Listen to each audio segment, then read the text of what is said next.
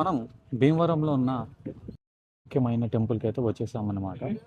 ఇది సోమేశ్వర స్వామి వారి ఆలయం అంటారు. ఇది పంచారామంలో మనకి చంద్రుడు ప్రతిష్ఠించిన శివుడి గుడి అనమాట. చూస్తున్నారు కదా, ఈ గుడి ఒక గోపురం ఎంత బాగుందో అసలు. ఎన్ని విగ్రహాలు, ఎంత కలర్ఫుల్గా, చాలా అంటే చాలా బాగుందండి. ఈ గుడి వచ్చేసి మనకి భీమవరంలోనే ఉందన్నమాట. ఇది గుడి యొక్క ఎంట్రన్స్.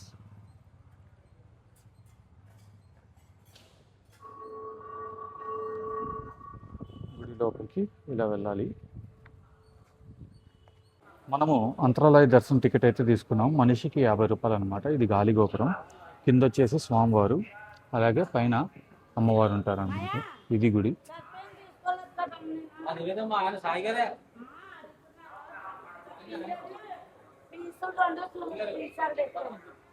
పైన అయితే మనము అమ్మవారిని కూడా దర్శనం చేసుకున్నాము. ఇక్కడైతే వీడియోలు తీయట్లేదు.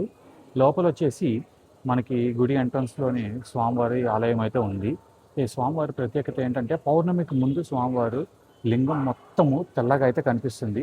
అమావాస్య ముందు అయితే కొంచెం గోధుమ కలర్లోకి మారుతుంది అనమాట ఆటోమేటిక్గా.